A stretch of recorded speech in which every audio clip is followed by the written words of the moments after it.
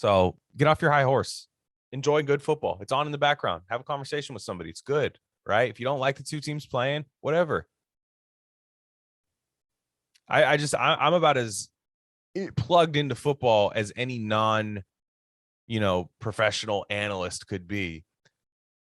And I still find joy in watching, Detroit versus Chicago. I don't go on my cool guy podcast. Ugh, this game was tough to watch.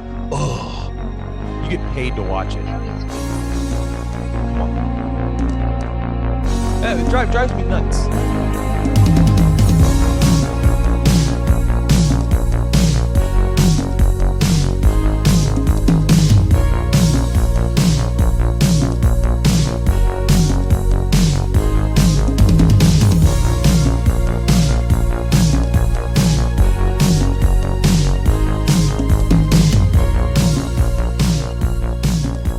Welcome to RC Sports. RC Sports, it's in the game. Oh, Glen Rockney here. Week 12 of the NFL's in the books. That's the Thanksgiving week. One of the more fun weeks of NFL. Not particularly the games themselves this week, but I always love that week in the NFL. Was eventful for me as a Raider fan. I guess that might have been the best game of the week, right? Like it was the Raiders over the Cowboys. Sorry to any Cowboy fans out there. I mean, I'm not sorry, but I'm sorry that you guys had to go through that on such a holy day. Real shame that happened. But yeah, I have actually, before I start anything, I was been watching some college basketball this year. Want to get more into that. And I'm seeing a lot of people, and this is definitely a product of the divorce era, I should say, and the fact that parents fight wars with their child's name, it seems like, and then the compromise ends up being a hyphenated last name. Because I remember in the NFL, a while back, you had Darius Hayward-Bay. I'm triggered by that name. Anytime I see a hyphenated name, I think that player sucks because of Darius Hayward-Bay. And it's just tough. It's just tough to say three names like that and have it, sound like a law firm, because there was the law firm, Ben Jarvis Green Ellis, former Patriots running back. And his sounded like two names that were hyphenated, but it was just one. Ben Jarvis was his name, but it almost sounded like Ben-Jarvis Green-Ellis. But yeah, it's funny to see. You're going to start seeing so many more players now just because of the divorce rate in America in pro sports, and eventually they might shatter that stereotype that hyphenated players suck, right? Because Maurice Jones-Drew was really the groundbreaker in that one. He actually used to be Maurice Drew Jones, I believe, and then I think he switched it after his father died or grandpa died. Something happened, I remember, because he went to high school at De La Salle, which is a somewhat Bay Area school, but they were the real deal. They were undefeated team, De La Salle, for the longest time. I think they went years and years and years without a loss. They used to bust teams in from like Texas to play. It was nuts. But I guess what I'm trying to say is that until further notice, you're going to have Darius Hayward-Bay, Clinton Dix, Dorial Green Beckham, Kentavious Caldwell Pope, guys like that as your representatives in hyphenated names. So representation does matter, and it's not good right now. So if the hyphenated people not sending their best is all I'm saying. Anyways, Thanksgiving NFL. I had a problem with this week, and it's football fans are very much on their high horse with what's going on in the NFL.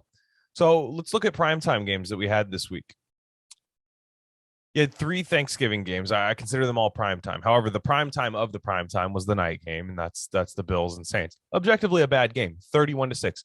That's a bad game to me. Blowout. Never a game. It was close for about a half of a quarter, so an eighth of the game was close. I think that's how fractions work. And then the Bills took control, right? But early in the day, you had a 16-14 game, Bears over Lions, where I'm sorry, it's a 4-7 team against an 0-10 and 1 team. What do you expect? It's all at most. The best thing you can expect is an ugly game that's close, right? I don't consider ugly games that are close to be bad games, right? It might not be the best, most high quality, electric, big play football, but I swear people's standards are insane. Now, look, my Raiders played an all-timer. I'll say it, 36-33. That's enough to get Zoomers into football and shit. Like that was like TikToks. Those plays were like TikToks happening in those games. Big play, kick return, Deshaun Jackson touchdown, all that stuff. But I found it odd that like people Sunday Night Football, the Browns 16-10, they lose to the Ravens. That wasn't a bad game. It was poorly played, right, by both teams, but it was a good game. It was a 1-score game. There were like 6 turnovers in that game, 5 turnovers. Lamar Jackson threw 4 interceptions. I'm going to get to him in a little bit. That's a good game. That's a lot of action. Turnovers are action, by the way. They're action. And I've come to realize when people say, is there only one way to play a good game in the NFL? Like if you're not a fan of either team and you're turning on primetime football, for somebody to say, oh, that wasn't a good game, then what is a good game? Does a good game have to be over 30 points and within 1 score? Right? Does a good game have to just be only touchdowns? Because to me, a bad game is a blowout. A blowout that starts a blowout, ends a blowout. That's a bad game to me, right? Unless it's my team, right? We throw that out when it's your team blowing the team out. It doesn't happen to my team often. It happens the other way around against my team, unfortunately. But get off your high horse, NFL fans. Take it back to 1975, right? When did Monday Night Football start? I can't remember. I think it was in the 70s, right? Monday Night Football, that was the game you watched that week. You had maybe your local team televised, I want to say. Within your the national game, if it was anywhere in the ballpark of a close game, it was a good game. And you were seeing guys you'd never see before. Like, oh, shit, I get to go watch Fran Tarkenton play today. Damn, man. Is that Cliff Branch? Oh, shit. Crazy. Damn, Dan Fouts is playing today. Oh, whoa. Hey, man, I got to make sure I'm home in time because I got to make sure I see, Chris Collinsworth play. You know what I mean? Or something like that. Ken O'Brien, any of these old names. I got to make sure I see these guys play. Jim Kelly's on tonight. Dude, I get to watch Jim Kelly tonight. Because my dad was talking to me. He said Sports Center, right? So there was no Sports Center back then. Sports Center started in the 80s, but even then, not everybody had cable. That was like whoa, you have cable? Are you kidding me? Guys used to marry women because their families had cable. I'm pretty sure that's how I was conceived. But my parents love each other, but I'm pretty sure my dad took advantage of my mom's parents having cable and watched literally every football game that was broadcasted at Sports Center and stuff at their house. But yeah, that was the only time you got to see that. And the only time you got to see highlights was Monday Night Football. And I just think sometimes like we're so close to the game that it desensitizes us to the game. It's the same way like these crazy athletes, unicorn athletes desensitize you to just good players, watching good football, right? Not everything has to be circus, electric, distortion pedal, that kind of football, Need for Speed, Motley Crue, Kickstart My Heart playing all the time. Not everything has to be that. You don't need home runs every at bat. Sometimes a sacrifice bunt is useful. Sometimes a 11 pitch at bat that leads to a fly out, but the whole team got to see that pitcher, everything they threw, and you already had that pitcher throwing 11. Like we take away these intricacies of all the games, right?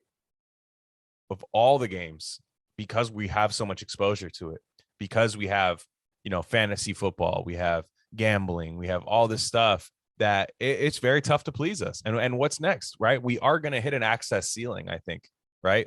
Like, do we need to have cameras inside the player's helmet so I can be like, I think I'm going to be Darren Waller this week. I think I'm going to be Travis Kelce this week. And I'm just going to like watch the game through Travis Kelce's helmet this week. He only got 3 targets. This game sucked, right? Like the Michael Vick experience, like the old commercial. So get off your high horse. Enjoy good football. It's on in the background. Have a conversation with somebody. It's good, right? If you don't like the 2 teams playing, whatever. I'm about as plugged into football as any professional analyst could be. And I still find joy in watching, Detroit versus Chicago. I don't go on my cool guy podcast. Oh, this game was tough to watch. Oh, you get paid to watch it. Come on. It drives me nuts when people do that. So anyways, go through some football. I'm going to talk a little MLB today. Mlb Free Agency, but we are going to have a lockout pretty soon. It could be by the time I upload this episode. We could have a lockout. That's going to get interesting. I might have to bring somebody on pretty soon to talk about that lockout because I do like baseball. I'm there very much a local team. I'm an A's fan, and free agency is not a fun time for us. I don't enjoy the offseason of the A's because it usually involves shipping people out and not bringing much in, at least stuff that helps you that year. A lot of the A's do a good job replenishing their farm system, but they don't do a good job of getting guys that maybe sell tickets to get people in the stadium where the sewage is flooding. And, maybe the Vegas situation will set that up.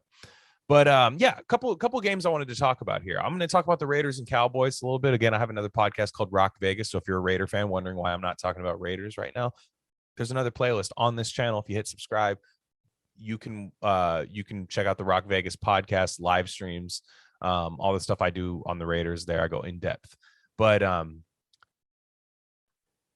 Raiders. Let's start with that one. That was on Thursday. It feels like an eternity ago, but the Raiders saved their season for now. I mean, I don't know if they're back. I still saw a lot of weaknesses, and I saw the Cowboys play really stupid defense against them. And the penalties were bad. And I do have to say, I don't like the way underthrown. I don't like rewarding underthrown footballs, right? I think it's been brought up on other shows, but I do like the idea of maybe implementing a rule in the same way that the NBA had to kind of do something about the James Hardenification, the James Hard-on that the NBA used to have of just, and Europeans caused it. Let's be real, like Tony Parker, guys like that, Manu Ginobili, like. This is a classic Spurs thing that happened in basketball that they're putting on James Harden, but James Harden just happened to be like the biggest star to do it in real time. But where players in NFL were creating contact and drawing the foul, right? Now you're seeing referees, and I think it's been a net positive for the game so far. I don't think anybody hates it other than maybe a James Harden fan, but it makes the game more fun, keeps the pace up, allows, you don't reward somebody who's not even trying to score, And I think in the NFL, when there is an obviously underthrown ball, and I'm talking obvious, with 7 yards short of the wide receiver, but the wide receiver just does this, let me do a lazy attempt to try to get back to the football, and the DB just doesn't allow him to me, that should not be pass interference. And this helped my team. This helped my team win a game. So I'm very non-biased about this. Like I very neutral on it. I care more about the game, man. I care more about the game. And these defenders, I'll tell you right now, I think it's harder to play defensive back in the NFL than it is to play quarterback in the NFL. And quarterback, I think, is the hardest position to play in any sport, right? Like to be successful, to be great. And I still think it's tough to be elite at quarterback, but it's a lot easier to be just like solid at quarterback now, just partially because of that rule and the way it's enforced. So I don't like Joe Flacco used to do that with Mike Wallace on the Ravens a lot too. Ben Roethlisberger too. That was a big AFC North thing, right? AFC North was just like, let's just create a bunch of contacts, see what happens. Throw it downfield, underthrow your guy a little bit. And the fact that pass interference is a spot foul. Now, I don't like the idea of making it a 15-yard penalty because then the DBs will go crazy. When you get torched, you're just going to slap the guy's shoe together while you're falling on the ground, have him fall down. You take the 15 yards over the 60-yard touchdown that you give up, and not being on Twitter clips all day where Bleacher Report's doing the emoji like, oh my God, like got torched. You're not on that. You saved yourself a lot of trouble, right? So I don't necessarily like taking it away from a spot foul, but I do like adding some nuance to the rule where if somebody comes back to the ball and it's not a catchable ball, right? If it's 8 feet over their head out of bounds, you don't call the PI, right? So if it's 7 yards before, 7 yards short, don't reward the bad throw. That's all I'm saying. So yeah, like if you want to hear more about the Raiders game, hit subscribe. I did do a reaction to the Cowboys Raiders game. The Raiders are 6-5. They're still afloat. Crazy game against Washington this weekend. So let's see. Another one here. Quick comment on the Saints, by the way. What does Trevor Siemian do that the GMO Monsanto Taysom Hill can't? Right? You could say, oh, Trevor Siemian's a more traditional quarterback. It's like traditional quarterback from like 1933 where you had 7 pass attempts a game because you were scared of him throwing it at a linebacker. Because I see nothing traditional about him. He sucks. He's horrible. Put Taysom Hill in there. When you get Alvin Kamara back, especially, you just literally run Army Navy football. That's your only chance. They have a good defense. It's solid. Run the football. They're 5-6 right now. It's not ideal. I'm not even going to say this works, but I think it gives them the best chance to just be like literally one of the service academies in the NFL. Would be incredible if they had like a 4-game winning streak coming off of that too. Buccaneers and Colts. This was something. I mean, this was something crazy, right? I picked the Buccaneers to cover this game by 3, and they did. I won, but it definitely was a lot closer than I thought because I liked, and I was right about this. I thought the Buccaneers would destroy Jonathan Taylor. Like, just they have an insane defensive line. They are really good at playing the run. Todd Bowles does not give up rush yards. That's one thing I've always respected about a guy who is a good defensive coordinator. That now you see guys kind of just concede the run. Now, like the Chargers are getting in trouble with that. They just concede the run for the sake of just pass rush. Just pass rush. No, man. When you play a team like the Colts, you got to stop the run, especially against that offensive line. But, I give it to Carson Wentz, man. I mean, like that first half, he had 3 touchdowns, man. Like that's good against that defense. Tampa's getting healthy in the secondary. I'm not going to talk about Jets and Texans. Sorry. Again, 21-14, right? Say you watch the Jets-Texans game. Say that was the only game on in your local market. That was the one that was on TV. You're like, well, I don't have, NFL Sunday ticket. I live in abject poverty. My roof can cave in at any moment. So I'm stuck watching local football. And even that game, 21-14. Could you ask for a better game? No, not really. Not realistically. Eagles, Giants, don't really care much about that. I did have the Giants, not to brag, covering that game. I thought it was an easy cover in that game. The Eagles, definitely the Jalen Hurts thing is dying out for sure. Panthers against Dolphins, I don't care about that either. 33-10. That's a bad game, right? Bad game, bad football game. Bad football game if you're just watching them do that. Titans, Patriots. Okay, let's talk about the Patriots, man.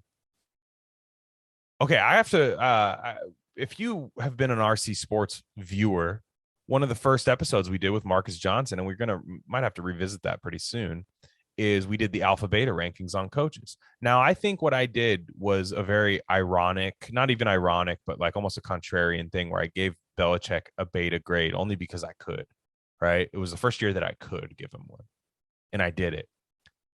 And I'd like to take that back because Bill Belichick has this Patriots team playing out of their mind.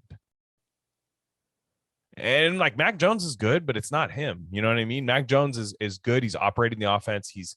They have their wide receiver. Kendrick Bourne is playing really well. And I'm not sure Kendrick Bourne on any other team would be doing what he's doing right now. It just seems to be a Patriots thing. It seems like they're back to that like Deion Branch type wide receiver where he goes to Seattle on a 3-year deal and just flames out of the league, ends up coaching high school after that. What they're doing on defense is unbelievable. I think they're top 5 in EPA. Like that defense is great. I thought they had a great draft getting Christian Barmore in the draft. Kyle Duggar in his second year is doing really well. And was it JC Jackson's got like 20 picks in the last few years. Like they have people at every level. And Monday Night Football coming up, they're playing the Bills, and they're underdogs against the Bills. I took them to win outright in that game. I hammered the money line in that. I think the Patriots are going to be amazing. And they beat a Titans team, which 36-13, I watched a little bit of that game. It wasn't that big of a blowout, right? That game got ugly late. But and Tennessee, give them credit. I don't think they're out of it yet. I think they need to get healthy at wide receiver. The Julio Jones trade, I liked it at the time, but it's like you have to know that he's just an IR an IR-ified wide receiver at this point in his career. He's going to be on the IR. You are going to have to account for the fact that he is going to be on the IR at some time this year. And, AJ Brown, he's having some issues too. But when AJ Brown's back, that offense is better. And they lost Derrick Henry. They're 8-4 right now. They're still sitting pretty well. I think that Colts loss really helped them. They're still doing okay. I still like Tennessee. I do. Oh, let's see. Steelers, Bengals, man. The Bengals really starting to roll too. Joe Mixon. People saying Joe Burrow. I think it's Joe Mixon, personally. And T. Higgins, right? When Jamar Chase starts hitting that, he's not hitting the rookie wall, but it's starting to be that second half of his rookie season where maybe teams are starting to cheat over towards him, really trying to erase him from the game. They have somebody like T. Higgins and they have somebody like Tyler Boyd in the slot that look fantastic, right? They look fantastic. And their defense does just enough. It's not a great defense, but they can make plays. They have good edge rushers, some capable players. Mike Hilton is a star slot corner. And he was unsigned for a long time. I always thought he was great with the Steelers. Gets a pick 6 on Big Ben, former teammate.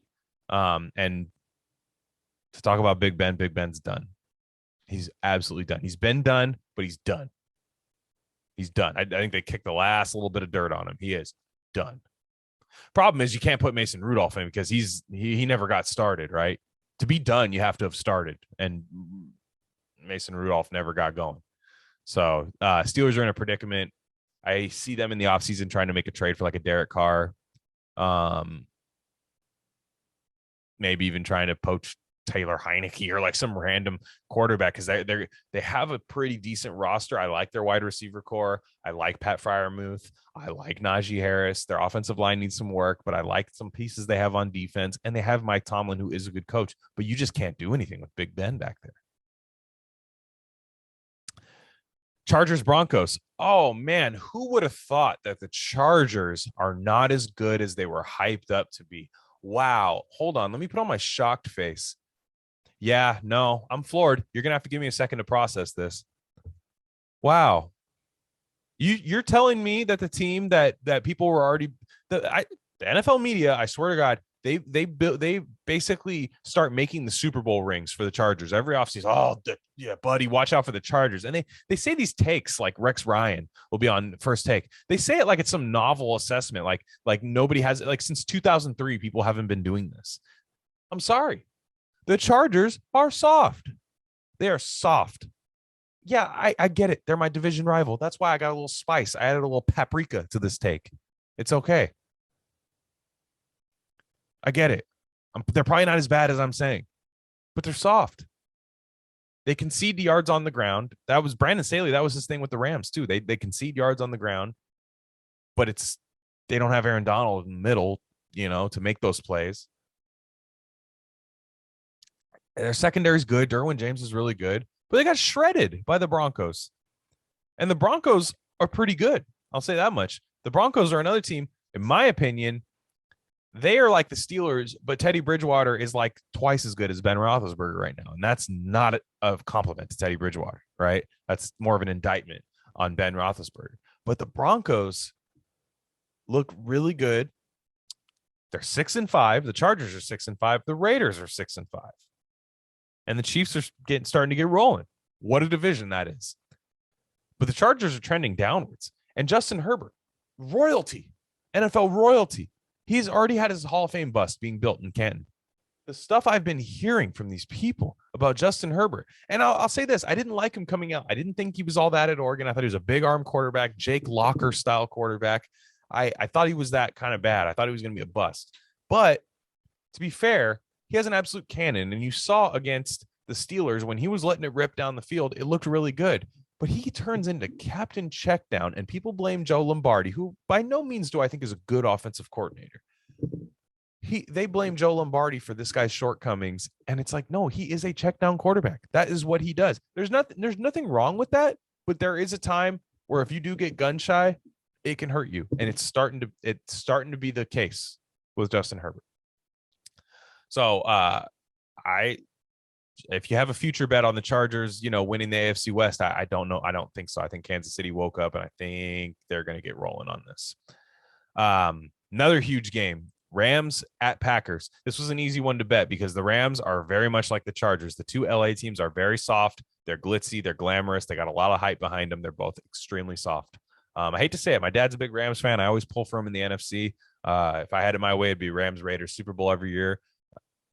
Yeah, that would be my thing. But these trades, the Rams got too trade happy. You trade for Von Miller, and I'm seeing Von Miller getting ragdolled. It looks like when NFL players go to like those NFL Play 60 camps, and like they're like doing that like performative picture where like they're like lifting up like 6 kids with their biceps and like tossing them around and stuff like that. That's what linemen are doing to Von Miller right now. And they Rams give up a 2nd and a 3rd round pick for him. They have no draft picks. This was the year they went all in. And Matthew Stafford, he can make all the throws, but he's also a little bit older. He's banged up, and there's something to be said when you never play winning football for your career.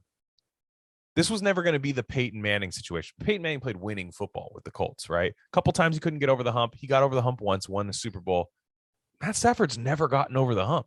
He's had a couple early playoff exits with the Lions, which with the Lions, that is something to be said. You know, it puts you right above Charlie Batch.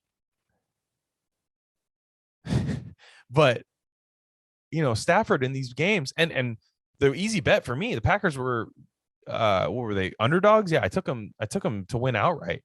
They were underdogs at home against Matthew Stafford, a quarterback that they absolutely owned for his entire career. And, you know, with the Rams, it's like, okay, you have Jalen Ramsey, but Jalen Ramsey, you can avoid Jalen Ramsey all day if you want to. You don't have to, like, having one good corner doesn't really do a lot. I was as a Raider fan, I should say, we had Nnamdi Asomugha for a while.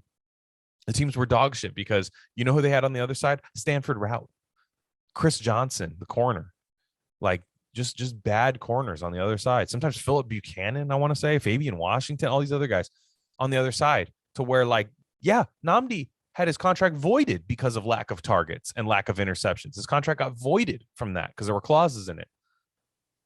Jalen Ramsey, it's like, he's great. He locks down. But it didn't matter. And Aaron Rodgers, let's look at the flip side on Aaron Rodgers. Absolutely. I'm going to be careful about what I say because this is on YouTube. So if you want to follow RareCandy podcast on Rumble, I get a lot more explicit with this type of take. Aaron Rodgers, post-COVID, has been unbelievable. Unbelievable. You know, all I'm saying is maybe he got a little boost, right? After recovering. You know, naturally, I should say. Oh, man. Woo, nice. Well, yeah, and he looks really good. He's playing out of his mind. I think he has that chip on his shoulder now because the media just, I'm hearing these takes. I listen to PFF, Eric Eager, right? Eric Eager, who I like for gambling, don't really like for other takes, says, wow, like the Rams, they got carved up by a guy who has COVID toe and all these like dumb, like, you know, CNN talking points. It's like, no, they got carved up by one of the best quarterbacks of all time. They got carved up by a guy, yeah, who has a broken toe. He doesn't have COVID toe. He has a broken toe. And he served him. Like he's playing out of his mind. Great game against Minnesota. Great all-around game against the Rams. And he's on fire right now. And I have my questions about the Packers during the playoffs. However, the defense looks like they have a little bit more of that nastiness that they didn't have in the past, and they're getting Jair Alexander back. They're 9-3 right now. All right. Minnesota lost to the Niners. I thought Minnesota would have had the best chance to challenge the Packers, but they've just lost way too many close games. And that's a Kirk Cousins problem, unfortunately. I like the way Kirk Cousins plays. I like his game. I like Kirk Cousins in theory. But when you see Kirk Cousins when the game's on the line, it's just not good. It's just not good. Browns Ravens. I'll talk about this a little bit. Like I said, this was a good game. Don't let anybody else tell you otherwise. Lamar Jackson. The Ravens are quote unquote the best team in the AFC, right? I think right now, if the Ravens played the Patriots, I think the Patriots should be favored by a field goal. So, and I don't think they'd be favored against the Bills, and I don't think they'd be favored against a healthy Titans team. So when you say they're the best team in the AFC, I disagree. Is all I'm saying. Lamar has not played well. He hasn't played well in a while, actually. I don't think he's played well since that Colts game, the Colts or the Chargers game, whichever one came most recent. I think that was his last good game. And when he's good, he's great. I'm still a fan of Lamar Jackson.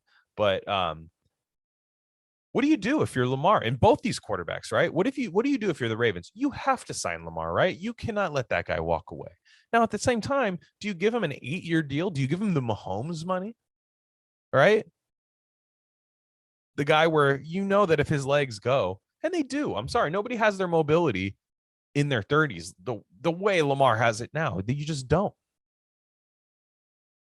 I mean, do you trust Lamar to sit in the pocket and just pick defenses apart? I don't.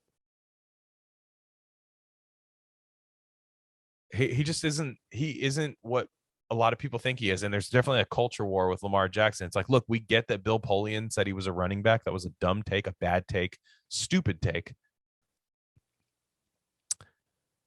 But the concerns about him do come out, like, and they're not nothing.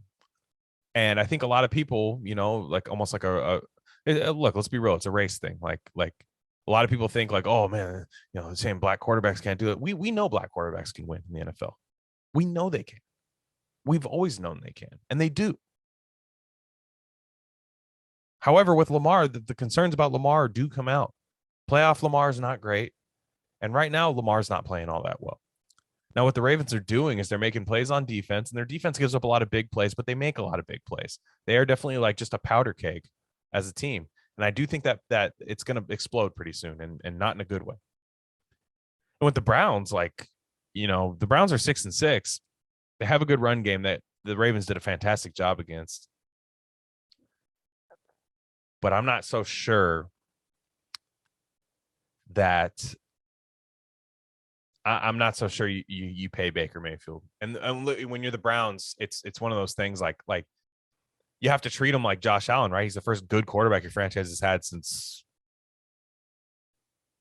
who? I mean, truly, is it Bernie Kosar? Like you can't let that guy escape because everybody sees how many names are on the back of that crazy Browns jersey. But you almost you got to just tell your fan base, look, like this ain't the guy. I know he's hurt this year, but I don't know if that's a guy. We see what quarterbacks get as their second contract. Quarterbacks on a rookie contract are a cheat code that you can build around, but quarterbacks on their second contract, like I would rather pay Daniel Jones over Baker Mayfield. I'll say that right now. I would rather pay Daniel Jones over Baker Mayfield. If you're talking about a big second contract, I think Daniel Jones has a way better. He's just way better, in my opinion. Baker's small. He thinks he's more mobile than he is.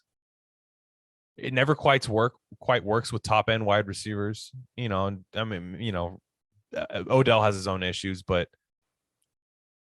yeah, I don't know. I don't know if I pay a guy where I have to have an elite run game behind him, right? Because then you don't have that elite run game because then you have to take from that offensive line, right?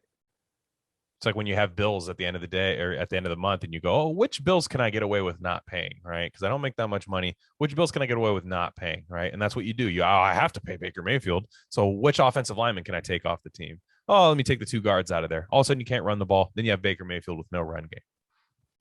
So that is what it is. Seattle at Washington. Seattle's done, right? Seattle's done and they look bad. They look bad. This might be the end of Russ, I think. Might be the end of Pete Carroll. Might see the end of an era. And Washington's still in it. It's odd how that works. Okay, that's enough NFL for me. I am going to talk about a little bit of baseball. MLB Free Agency. Oh, so what happened in free agency? Just a few. I'm going to go over a few of the big signings. Again, if you're one of those, spurged out baseball fans, I'm not going to get into like the super small, like epic pickups by like teams and stuff. But I just saw Javier Baez get paid by the Tigers, 160 million over, I think 4 or 5 years, or no, 6 years. Excuse me. What is that all about? I don't think that guy's that good. right? That is a very like we're not that good and we need a star now because we see the attendance numbers, right? At Comerica Park, which looks like a lovely park. I've always thought it was nice. But that's not something the Miguel Cabrera, Justin Verlander Tigers do. That seems like the desperate Tiger move, right? The Rangers. You want to talk about another desperation team? They built a middle infield with Marcus Semien. And Marcus Semien, it makes me so sad that the A's couldn't keep him. The A's have gotten rid of some amazing stars in my lifetime. Going back to Jason, I'm a diehard A's fan. I used to go to probably about 20 games a year when I was a kid. My parents had season tickets in the 80s during the Bash Brothers years, and then I was born right after, so they had to make a sacrifice. I want to say they made the right decision by picking me over the season tickets, but you never know. Jason Giambi gone. He leaves, goes to New York, has a really nice career with New York. Barry Zito leaves to the Giants. Doesn't play that well, but ends up pitching in a couple big games for the Giants. And then I really like Tim Hudson, Mark Mulder. They had the big three, and they got rid of these guys, and it made me so sad. And to be fair, they always managed to stay competitive during all that. They had this like they were in purgatory for the longest time. They would always find a way to win like 92 games, 88 to 92 games with the roster they had. But the problem is the attendance numbers are down. And why would the attendance numbers be up and why would people keep coming to the park if they have to like literally buy a program and be like, all right, who's number 12? Who's playing shortstop? That's different. That's not a Dominican guy that I remember. Like it's tough. And they got rid of Yoenis Cespedes at the right time. Now they traded him for John Lester, which that's the issue, right? Is trading for a guy that doesn't really help you beyond that year. And he didn't really help you that year, to be honest. He didn't pitch well. He pitched poorly against Kansas City in the play-in game, if I'm not mistaken. And I do think that the A's it's reported that they put a bid on a Las Vegas site, and I'll be sad to lose them, but the city of Oakland obviously doesn't like to keep sports teams because they didn't keep the Warriors. The Warriors are in San Francisco now. And some people who are living outside the Bay Area might go, well, what's the big deal? That's just right down the way. Huge deal when a team goes from Oakland to SF. Raiders end up going to Vegas, and now the A's look like they're going to go to Vegas. So, maybe that new park in Vegas, maybe that attracts them to at least want to keep guys that they have. But I already know that after this lockout or whatever, whenever that happens, they're going to end up trading Matt Olson, Matt Chapman. They're going to sell the farm. They already lost Bob Melvin to the Padres. It's bad when nobody wants to stay, right? And when it's not even a thought of whether you're going to get a second contract with a team. What does that say, like, when you want guys to, leave it all out on the field? And when you want guys to look, man, win for this crowd with this 13,000 person crowd in a 45,000 capacity seat stadium, do this and do that. And, I want them to spend money now, but I know that the players don't even probably want that money to come play at Oakland. You got to pay some of the highest cost of living in the world to play in a stadium that has, Flint water coming out of the grounds, Flint, Michigan water coming out of the sewage drains. No, thanks. But nonetheless, no sob stories about that. I'm going to do another baseball episode soon. I have a guest that I'm going to get something lined up with. But the Rangers, right? Marcus Semien triggered me there. I apologize if you don't care about the A's. You had to hear my little emotional rant about being an A's fan. But they signed Corey Seager and Marcus Semien. Here's the problem: the Rangers suck. Like, I don't know. Like, I even saw Jeff Passan on ESPN. He's just like, yeah, what does this get you? Like a few more wins during the year? And they gave big money to those guys, like hundreds of millions. And I believe they signed a pitcher too. Let me look that up. Let's see. They signed. Sorry, this is bad podcasting here. Sorry about that, guys. But oh yeah, they signed Cole Calhoun. Like that's really good. They sign a couple guys. They get DJ Peters, who's a really nice young catcher there. I think Jonathan Gray. They get they're signing a bunch of guys, but it's a desperation move. That's a team with a new stadium. It's like they're doing what I expect the A's to do when they move to Vegas, right? Is sign a bunch of guys, big names, get people in the seats. But the Mets did the same thing, right? The Mets are doing the same thing with all the guys they're signing. They signed Max Scherzer, right? Max Scherzer is a Hall of Famer, in my opinion. I think he's going to be unbelievable career when all is said and done. He pitched well in big games and all that, but you gave him 130 million at what looks like it's going to be the back end of his career, right? I think he's been in the league a lot longer than people think. He started with the Diamondbacks and ended up kind of struggling with them for a little bit. Then really caught heat with the Tigers, and then from there, the Nationals, and you see some big games from him. But again, these teams get desperate in free agency, and if you don't have the farm system, which I'm not sure the Rangers do, and I could be wrong. There could be some actually Rangers blogger on SB Nation that tells me about their top 10 list of prospects. I don't care. I'll believe it when I see it.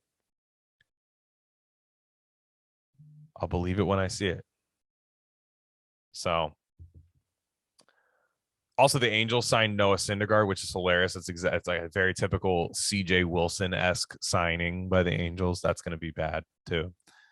But yeah, just MLB, it just seemed like there's a lockout coming. So it was like, quick, spend all the money now by the owners. That's kind of what it seems like going on. But all right, last thing I want to say here is Warriors, NBA, little NBA talk. The Warriors, they're good. Right, they're good, and they're gonna play a game against the Phoenix Suns right now. This is 6:20 Pacific time, and I believe that game tips off pretty soon. The only thing about the Warriors I need to see is when Clay comes back, right? And there are some questions about the Warriors maybe like facing dominant big men. Does Draymond still have it in him to go up against that big man? But I do think they have the disruptive defensive talent to at least give big men hell, and they do have a lot of guys that can switch in and out and guard a bunch of different positions. They're very versatile defensively. Steph Curry's playing out of his mind, and you're looking at I think a team that's going to contend. And what a lot of people wanted the Warriors to do. Oh, I'm sorry. Let me finish that point. When Clay comes back, I wonder how they're going to use him. Are they going to force the ball to Klay Thompson? Are they going to force it to him? Like, hey, let's get the Splash Brothers back in. Because what I think when Klay Thompson comes back is I don't want him moving too much. I don't need Klay Thompson guarding the best player on the perimeter, right? I actually would like Klay Thompson to work off the bench for the entire year. And then maybe in the playoffs, when he's got his feet back. Because I'm saying it right now. Hot take, I think the Warriors are going to make the playoffs. I'd like to see Jordan Poole, who's playing fantastic basketball. I'd like to see Jordan Poole start for the rest of the year. He's got the young legs. He's got the energy. And I'd like to see Klay Thompson come in spells, be worked in slowly after Christmas, and just be a catch and shoot guy. But they're playing the Suns tonight. And that's a damn good team. Miles Bridges looks unbelievable. Devin Booker, obviously we know how good he is. DeAndre Ayton's great. They have a hell of a team. And if Warriors Suns ends up being that rivalry that I think it is, because it's not Warriors Clippers. I'm sorry. Warriors Clippers, I scoff at the Clippers. I'm like, what's that? Like what? Ugh. Clippers? No, sorry. Lakers, let me Jurassic Park dust off the fossil of the Lakers. Like, that used to be something. Blazers, Dame Lillard being held hostage there. Team sucks. It's Warriors Suns. And these are two teams that drafted well. The Suns drafted well, made a big trade for Chris Paul, and that was what they needed. The Warriors drafted well. The Warriors kept their draft picks. They kept their draft picks. They could have easily tried to flip James Wiseman, their 2 first-rounders, and maybe Wiggins for somebody who could help them this year, a star that they would have had to shoehorn into that lineup. But no, they go draft Jonathan Kuminga, Moses Moody. Moses Moody's not quite contributing to the team yet. Jonathan Kuminga's come in and brought some energy on that team.